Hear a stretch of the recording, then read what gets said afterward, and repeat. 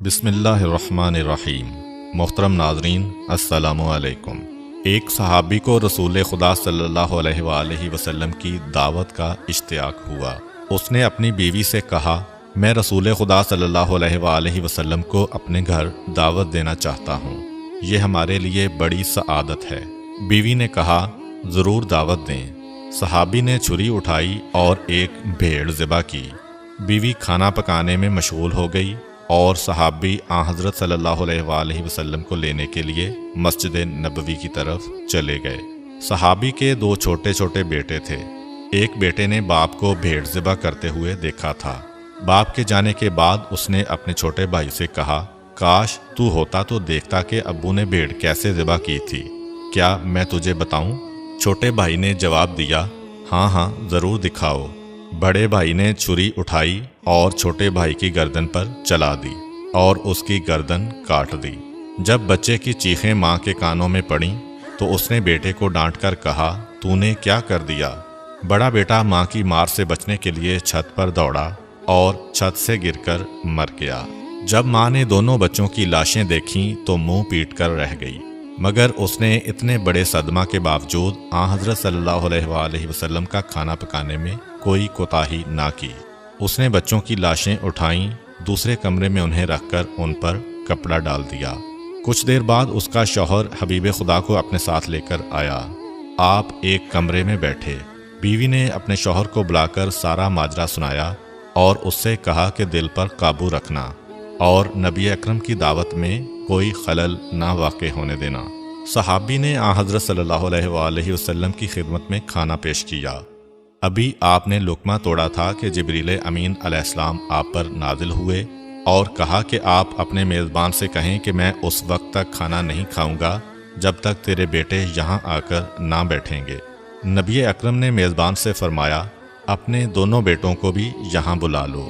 میزبان نے کہا، یا رسول اللہ، دونوں بچے ہیں، وہ کھیلنے کودنے کے لیے باہر گئے ہوئے ہیں، وہ پتہ نہیں کب واپس آئیں، آپ بسم اللہ کریں اور کھانا کھائیں۔ نبی اکرم صلی اللہ علیہ وآلہ وسلم نے فرمایا، یہ ناممکن ہے کیونکہ یہ اللہ کا حکم ہے۔ صحابی نے عرض کیا، یا رسول اللہ، میرے بیٹے مر چکے ہیں۔ حضرت نے فرمایا، ان کے جنازے یہاں لے آؤ۔ صحابی اٹھا اور دونوں بیٹوں کے جنازے لے آیا۔ نبی اکرم صلی اللہ علیہ وآلہ وسلم نے دعا پڑھی اور خدا سے ان کی زندگی کی درخواست کی۔ اللہ نے آپ کی دعا قبول کی اور بچے زندہ ہو گئے اور اٹھ بیٹھے۔ آپ نے انہیں دسترخوان پر اپنے ساتھ بٹھایا۔ بچوں نے حضرت صلی اللہ علیہ وآلہ وسلم اور اپنے والد کے ساتھ مل کر کھانا کھایا۔ بعض علماء نے حضرت صلی اللہ علیہ وآلہ وسلم کے معجزات کی تعداد 4000 بیان کی ہے۔ ان میں سے کچھ معجزات غزوات کے وقت بھی ظہور پذیر ہوئے۔ مثلاً جنگ کے دوران اگر کسی مسلمان فوجی کا کوئی عضو کٹ جاتا تو وہ حضرت صلی اللہ علیہ وآلہ وسلم کے پاس آتا، آپ اس کے کٹے ہوئے حصہ کو باقی حصہ کے ساتھ ملا کر لعاب دہن لگاتے تو وہ فوراً جڑ جاتا تھا اور زخم کا نشان تک بھی وہاں دکھائی نہیں دیتا تھا۔ جنگ بدر میں معاذ بن جبل رضی اللہ تعالی عنہ نے ابو جہل سے جنگ کی۔ ابو جہل نے معاذ رضی اللہ تعالی عنہ کے پاؤں پر تلوار ماری جس سے ان کا پاؤں کٹ گیا۔ صحابہ اکرام انہیں میدان جنگ سے زخمی حالت میں اٹھا کر حضرت کے پاس لے آئے۔ اس وقت وہ درد کی شدت سے کراہ رہے تھے۔ حضرت نے ان کے پاؤں کا جھولتا ہوا حصہ دوسرے حصہ کے ساتھ ملایا اور لعاب دہن لگا کر اوپر پٹی باندھ دی۔ کچھ دیر بعد صحابہ نے ان کی پٹی کھولی تو ان کا پاؤں بالکل ٹھیک تھا اور اس زخم کا نشان تک دکھائی نہیں دیتا تھا۔ جنگ خیبر کے قلعوں کو فتح کرنا مسلمانوں کے لیے چیلنج بن چکا تھا۔ مسلمان جب بھی حملہ کرتے تو یہودی سخت مقابلہ کرتے اور اسلامی لشکر ناکام ہو کر واپس آ جاتا۔ ایک قلعہ کے پہلوان کا نام مرحب تھا۔ وہ بڑا طاقتور پہلوان تھا۔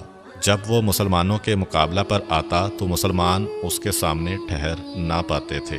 رسول خدا صلی اللہ علیہ وآلہ وسلم نے اعلان کیا، کل میں علم اس مرد کو دوں گا جو خدا اور اس کے رسول کا محب ہوگا اور خدا اور اس کے رسول کا محبوب ہوگا۔ وہ جم کر حملہ کرنے والا ہوگا، بھاگنے والا نہ ہوگا۔ اللہ اس کے ہاتھوں پر اپنی مدد نازل کرے گا۔ صبح ہوئی تو آپ صلی اللہ علیہ وآلہ وسلم نے فرمایا، علی کہاں ہیں؟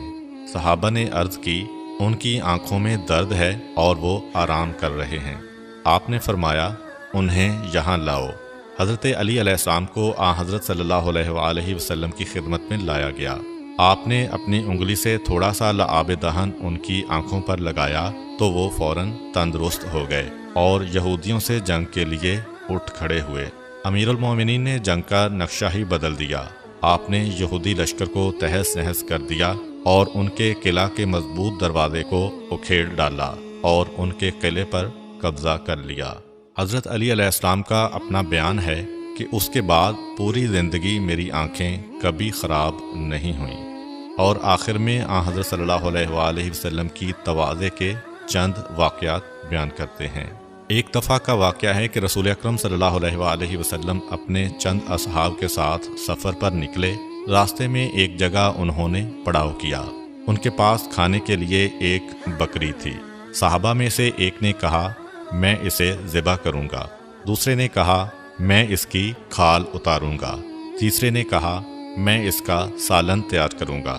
نبی اکرم صلی اللہ علیہ وآلہ وسلم نے فرمایا، میں لکڑیاں اکٹھی کروں گا اور آگ جلاؤں گا۔ صحابہ نے عرض کیا، یا رسول اللہ، آپ ہرگز تکلیف نہ کریں، ہم خود ایندھن جمع کریں گے اور آگ جلائیں گے، آپ آرام سے بیٹھے رہیں اور تمام کام ہم پر چھوڑ دیں۔ نبی اکرم نے فرمایا، میں تم پر اپنے لیے کوئی برتری اور فوقیت پیدا نہیں کرنا چاہتا، اور میں کسی پر بوجھ بننا پسند نہیں کرتا۔ اللہ کو وہ بندہ ناپسند ہے جو دوسروں پر بوجھ بنا ہوا ہو۔ اہل مدینہ کی عادت تھی کہ وہ روزانہ نماز فجر کے بعد اپنے برتنوں میں پانی بھر کر حضرت صلی اللہ علیہ وآلہ وسلم کے پاس لاتے تھے۔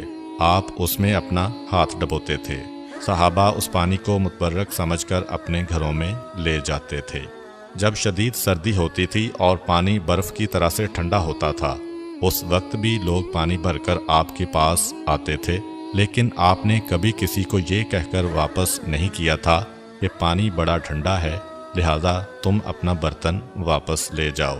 ایک مرتبہ کا ذکر ہے کہ نبی اکرم صلی اللہ علیہ وآلہ وسلم اور حذیفہ یمانی مدینہ سے باہر گئے اور انہوں نے نہانے کا ارادہ کیا۔ جناب حذیفہ نے ایک کپڑا تان کر نبی اکرم صلی اللہ علیہ وآلہ وسلم کے لیے پردہ بنایا اور اس پردہ کی اوٹ میں حضرت نے غسل کیا۔ جب آپ غسل کر چکے تو آپ نے وہی کپڑا پکڑا اور اسے تان کر فرمایا، حذیفہ، اب تم نہاؤ، میں تمہارے لیے پردہ بناؤں گا۔ حضرت حذیفہ نے بہت سی معذرت کی اور کہا، آپ پر میرے والدین قربان جائیں، آپ زحمت نہ کریں، لیکن ان کی معذرت کے باوجود پیغمبر اکرم صلی اللہ علیہ وآلہ وسلم نے اپنے رفیق سفر کی خدمت پر اصرار کرتے ہوئے فرمایا، جب دو شخص رفیق سفر ہوں تو ان میں سے اللہ کو وہ شخص زیادہ پیارا ہوتا ہے جو اپنے ساتھی سے زیادہ محبت کرتا ہے اور اس کی خدمت کرتا ہے۔ روایات میں مذکور ہے کہ ایک کنیز نے رسول خدا صلی اللہ علیہ وآلہ وسلم سے عرض کیا کہ میرا مالک مجھ سے بدسلوکی سے پیش آتا ہے، لہٰذا آپ میرے ساتھ چلیں اور اس سے کہیں کہ وہ مجھ سے بدسلوکی کا رویہ نہ رکھے۔ آپ نے کنیز کو ساتھ لیا اور اس کے مالک کے دروازے پر گئے۔ جب اس نے اپنی کنیز پر نبی اللہ کا یہ لطف و کرم دیکھا کہ وہ اس کی سفارش کر رہے ہیں تو اس کنیز کو راہ خدا میں آزاد کر دیا۔ حضرت علی علیہ السلام کا بیان ہے کہ رسول اکرم صلی اللہ علیہ وآلہ وسلم نے فرمایا، جو بھی مسلمان جماعت کی خدمت کرے تو جماعت میں جتنے افراد ہوں گے ان کی تعداد کے برابر اللہ تعالیٰ اسے جنت میں خادم عطا کرے گا۔ امید کرتا ہوں کہ آپ کو آج کی ویڈیو اچھی لگی ہوگی۔ اگر آپ کو ہماری ویڈیو اچھی لگی ہے تو ویڈیو کو لائک کریں اور مزید اس طرح کی ویڈیوز دیکھنے کے لیے ہمارا چینل سبسکرائب کر لیں۔